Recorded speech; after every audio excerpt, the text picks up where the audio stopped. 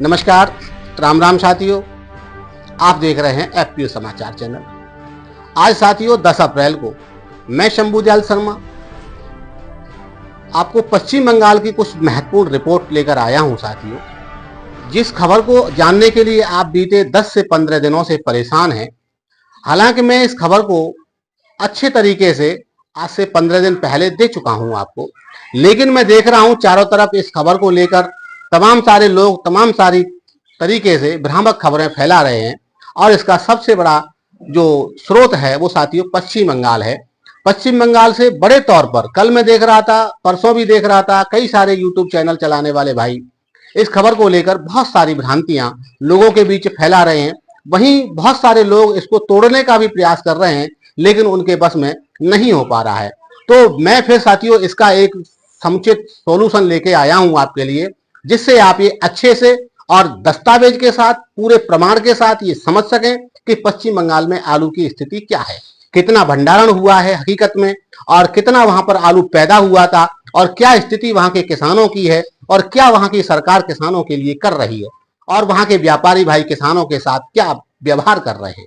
यही साथियों मेरी आज की जो खबर है उसका मुख्य सार है। तो मैं चलिए शुरू करता हूं ज्यादा देर न करते हुए। तो साथियों सबसे पहले बात करता हूं मैं पश्चिम बंगाल, जो देश का दूसरा सबसे बड़ा आलू उत्पादक राज्य है, आज एक गंभीर कृषि संकट के बीच खड़ा है। राज्य सरकार, व्यापारी लॉबी और कोल्ड स्टोरेज मालिकों की मिलीभगत से एक ऐसा भ्रम फैलाया गया जिससे सिर्फ राज्य में ही नहीं, राज्य के किसानों को ही नहीं, बल्कि पूरे देश के किसानों को भारी नुकसान हो सकता था। इस रिपोर्ट में एफपीओ समाचार इस पूरे षड्यंत्र से पर्दा उठाएगा, परतें खोलेगा साथियों, परत दर परत परतें खोलेगा, सरकारी आंकड़ों और बजट दस्तावेजों और किसानों की जमीन से उठती सच्चाई के साथ साथियों। तो चलिए शुरू करते हैं। सबसे पहले जो वहां की भंडारण की वास्तविक तस्वीर है उसको सामने लेकर आते हैं साथियों।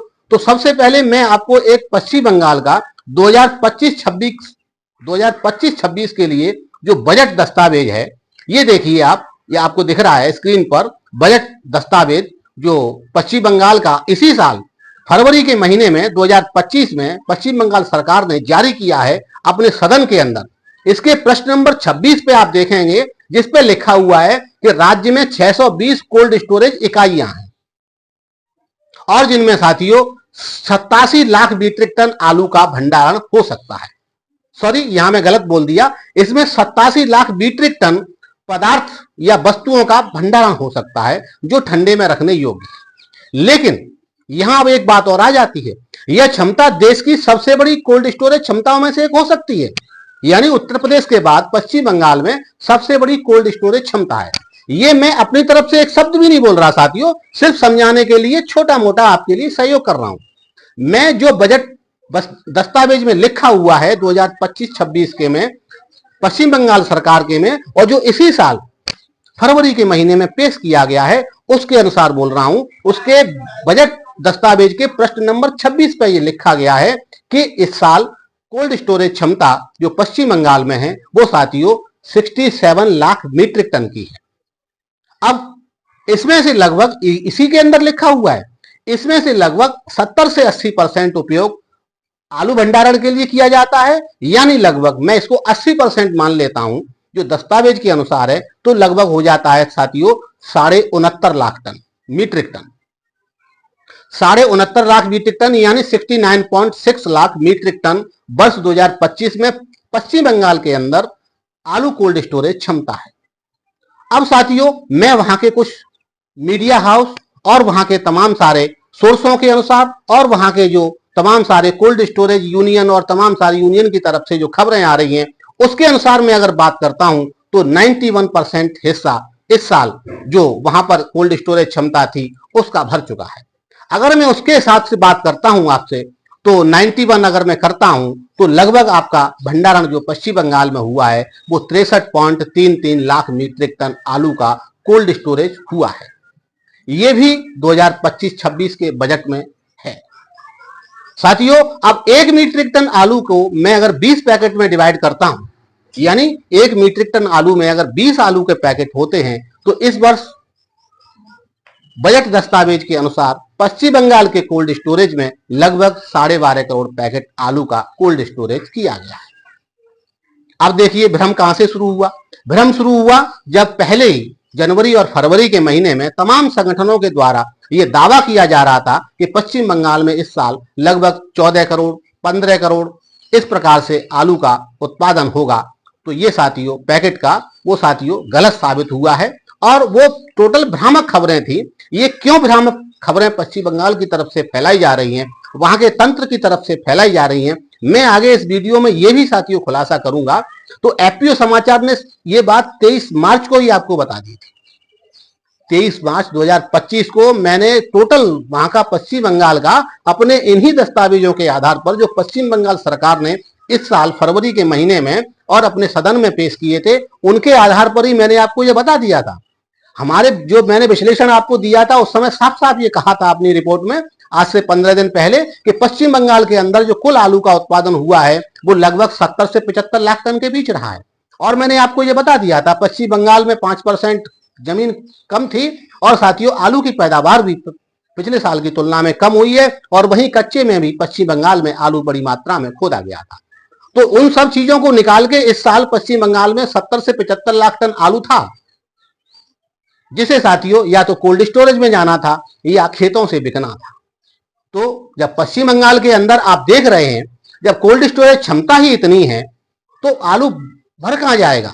जो लोग बता रहे हैं आज की डेट में, जिन्होंने आपको 14 करोड़ कोई 16 करोड़ कोई 17 करोड़ जिसके मुंह में जो आ रहा है वो बकता चला जा रहा है, लेकिन ये दस्तावेज कहां जाएंगे। आप खुद देख रहे हैं अपनी स्क्रीन पर ये दस्तावेज। जब पश्चिम बंगाल के अंदर स्टोरेज कैपेसिटी ही इतनी है तो आलू आ कहां से जाएगा। और पश्चिम बंगाल के अंदर जो जमीन घटी है, उत्पादन घटा है, कच्चे में आलू खोदा गया है, तो इन लोगों को शर्म आनी चाहिए। इस प्रकार की आप बातें क्यों करते हो भाई। किसान जो पूरे देश का पालन पोषण कर रहा है उसके हितों के साथ आप कुठाराघात करते हो। मैं आज थोड़ा अपनी कड़वी भाषा का प्रयोग इसलिए कर रहा हूं कि मुझे बड़ा दर्द हुआ। पिछले 15 दिन से मैं देख रहा हूं, आप अगर किसी दस्तावेज के आधार पर बात करें, पश्चिम बंगाल अपना प्रचार प्रसार विदेशों में भी कर रही है। पश्चिम बंगाल अपना प्रचार प्रसार सरकार अपने देश के अंदर भी कर रही है। अपने राज्य को सभी राज्यों से अच्छा प्रगतिशील दिखाने के लिए तमाम प्रकार की योजनाएं भी चला रही है। तो उन योजनाओं में, उन दस्तावेजों में पश्चिम बंगाल सरकार अपने आप को बहुत अधिक बड़े रूप में प्रमोट करने का भी प्रयास कर रही है। मैं उन दस्तावेजों के आधार पर बता रहा हूं जिसमें पश्चिम बंगाल सरकार अपनी बुराई नहीं कर सकती, अपने आप को बहुत अच्छे स्तर पर लाके खड़ा करके दिखाने का प्रयास कर रही है, जिससे विदेशों से तमाम सारा निवेश पश्चिम बंगाल के अंदर आ सके। और यही कारण निकल के भी आएगा साथियों इसका। और अभी भी मेरा जो आकलन है उससे यही निकल के आ रहा है कि पश्चिम बंगाल के किसानों का अहित और हित इसलिए नहीं साधा जा रहा, अहित इसलिए किया जा रहा है कि पश्चिम बंगाल को अपना एक बहुत ज्यादा विकसित राज्य दिखाना है और तमाम सारे लोगों से, दूसरे देशों से वहां निवेश लाना है। और यही षड्यंत्र के तहत किसानों की साथियों बहुत बड़ी दुर्दशा की जा रही है। अब मैं एक और चीज आपको सामने लेके आता हूं, पश्चिम बंगाल की जो सरकारी योजना है उसकी सच्चाई में आपके लिए लेके आता हूं। इसी बजट में पश्चिम बंगाल सरकार ने घोषणा की थी किसानों के हित में कि इस साल 11 लाख टन ज्योति आलू की 900 रुपए प्रति क्विंटल पर खरीद की जाएगी। लेकिन किसानों को इसमें एक चीज और जोड़ दी गई कि 35 क्विंटल ही एक किसान अपनी फसल को बेच पाएगा। यह भी बजट 2025 के पेज नंबर 19 पे लिखा हुआ है, आप देख लीजिए, आप डाउनलोड कर लीजिए। बहुत सारे अब तो तंत्र मौजूद हैं आपके यहाँ, अगर पढ़ा लिखा आप पढ़े लिखे हैं, अगर आपके पास मोबाइल है या आपके पास किसी भी प्रकार का कोई सिस्टम है, आप किसी साइबर कैफे में चले जाइए, वहां जाके आप उससे कहिएगा कि 2025 का पश्चिम बंगाल सरकार का जो इस साल बजट पेश किया गया उसको डाउनलोड करके मुझे दे दो। तो साथियों लगभग 175 पेज की पूरी पत्रावली है। इसको जब आप निकालेंगे, और इसका मैंने आपको पहले बताया कि पेज नंबर 26 पे लिखा हुआ है कोल्ड स्टोरेज क्षमता पश्चिम बंगाल में कितनी है।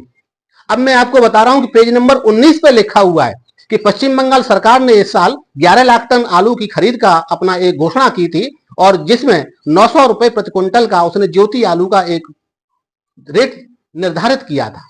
लेकिन वो भी साथियों पूरा नहीं हुआ इस साल। उस पर भी लेकर तमाम सारे अड़ंगे लगाए गए। कोल्ड स्टोरेज एसोसिएशन ने इसको बिल्कुल भी, न तो सरकार की तरफ से कोल्ड स्टोरेज एसोसिएशन को किसी प्रकार के कोई लिखित आदेश आए और न ही कोई उन्होंने इस पर प्रक्रिया लगाई। बाद में यह हुआ कि पश्चिम बंगाल सरकार ने कोल्ड स्टोरेज एसोसिएशन को कुछ नए तमाम प्रकार के आदेश दिए, लेकिन ओवरऑल चूंकि वीडियो लंबी हो जाएगी, आप फिर इसको देखने में आपको दिक्कत होगी, तो मैं यही कहूंगा कि वो भी साथियों पूरा नहीं हुआ, उसका रिजल्ट किसानों को नहीं मिला, इसका दुष्परिणाम किसानों को जरूर मिला। घोषणा कर दी, बहुत से किसान बैठे रहे, उसका इंतजार करते रहे, लेकिन कोई व्यापारियों ने आलू नहीं खरीदा, तो इसका दुष्परिणाम किसानों को यह हुआ कि लगभग फरवरी से लेकर और मार्च तक, 10-12 मार्च तक बहुत सारे किसान अपना आलू सस्ते में बेचने के लिए, कितना सस्ता पता है आपको, 400 रुपए से 600 रुपए प्रति क्विंटल तक बेचने में मजबूर हुए। जबकि पश्चिम बंगाल में हो या किसी देश के अन्य राज्य में हो, आलू पैदा करने की लागत बहुत बड़ी है साथियों, ये बहुत कॉस्टली फसल है जिसको पैदा करता है किसान।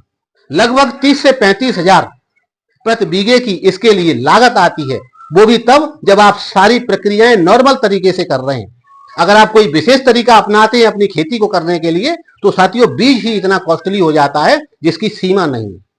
वही बीज आपको 1000-1500 रुपए पैकेट में मिल जाएगा, और वही बीज आपको साथियों 2000-4000 रुपए पैकेट में मिलता है।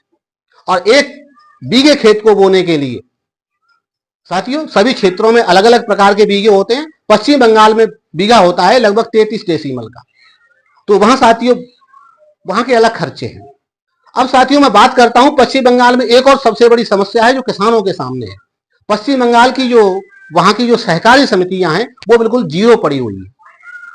वो किसी भी प्रकार का काम पश्चिम बंगाल के किसानों के लिए नहीं कर रही हैं। बहुत ही मामूली सा काम, इतने बड़े प्रदेश में अगर मामूली सा काम हो रहा है तो बहुत बड़ी परेशानी है, जिसका दुष्परिणाम यह है कि पश्चिम बंगाल के किसान वैसे तो पहले से ही कमजोर हैं, गरीब हैं, और वहां साथियों बहुत सारी माइक्रो फाइनेंस कंपनियां शुरू हो गई हैं जो 18% तक की ब्याज किसानों से लेती हैं और महीने 2 महीने 4 महीने का ही लेन देन करती हैं। तो बड़ी मात्रा में साथियों उनके चंगुल में पश्चिम बंगाल का किसान फंसा हुआ है।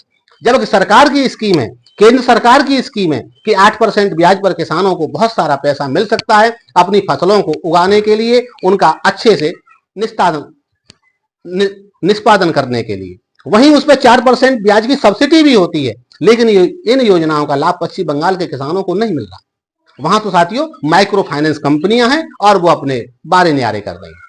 अब साथियों एक और बात मैं कर दूं, वहां साथियों पश्चिम बंगाल में एक स्कीम और होती है, अमर फसल अमर गोला योजना। ये साथियों योजना भी वहां इस योजना के अनुसार भी बजट में, इसी बजट के अंदर लिखा हुआ है पेज नंबर 26 पर, इसके अनुसार भी वहां तमाम सारी स्टोरेज क्षमता का वर्णन किया गया है। लेकिन ये स्टोरेज क्षमता आलू के लिए नहीं है, ये क्षमता पश्चिम बंगाल में उत्पन्न होने वाली और अन्य तमाम सारी फसलों के लिए है, छोटे किसानों के लिए। वहां छोटे किसान सीमांत किसान हैं, वो साथियों अपनी फसलें और अपने लिए कोई स्टोर बना सकते हैं 2-4-5 हजार पैकेट का, और वो अन्य प्रकार की, आलू को छोड़ के अन्य प्रकार की बहुत सारी फसलें हैं जो साथियों कोल्ड स्टोरेज में महीने 2 महीने 3 महीने के लिए स्टोर की जाती है, उनके लिए है। अब साथियों वहां एक चीज और है पश्चिम बंगाल में, क्योंकि अब पश्चिम बंगाल की खबर की बात हो रही है और मेरे पश्चिम बंगाल के भी बहुत सारे दर्शक मेरी खबर को देख रहे हैं, तो उन्हीं के लिए मैं स्पेशल मेरी आज ये खबर बनाई है। और क्योंकि देश तो बहुत बड़ा है, सभी लोग इसको देख सकते हैं, मतलब कि तो सभी के लिए है ये खबर। अब बड़ी हो जाएगी, हो रही है तो हो जाने दीजिए, कोई बात नहीं। अब कुछ अगर अच्छा होता है तो थोड़ा टाइम तो लगता है। तो साथियों वहां बीज का भी बहुत अच्छा काम हो रहा है, बीज प्रोसेस का भी अपने बजट के अंदर पश्चिम बंगाल सरकार ने बताया है। पेज नंबर 23 पर यह लिखा हुआ है कि 1200 मीट्रिक टन हाईटेक बीज इस वर्ष किसानों को बांटा गया है। अब साथियों ये बीज भी उन्हीं कोल्ड स्टोरेज में रखा गया है जिन कोल्ड स्टोरेज में आलू रखा गया है। तो साथियों अब ये जो झूठ, जो भ्रम फैलाया जा रहा था, वो पूर्ण रूप से एक्सपोज हो चुका है, स्पष्ट हो चुका है कि सरकार, व्यापारी लॉबी और कोल्ड स्टोरेज मालिक तीनों मिलकर एक ऐसा तंत्र चला रहे थे जो असत्य को सत्य की तरह परोस रहा था। लेकिन एफपीओ समाचार की रिपोर्टिंग ने इस जाल को तोड़ दिया है।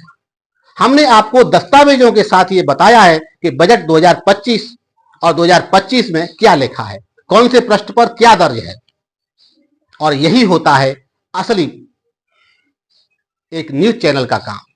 तो साथियों आपके लिए एक सर्टिफाइड न्यूज लाने के लिए हमारी टीम लगातार मेहनत कर रही है।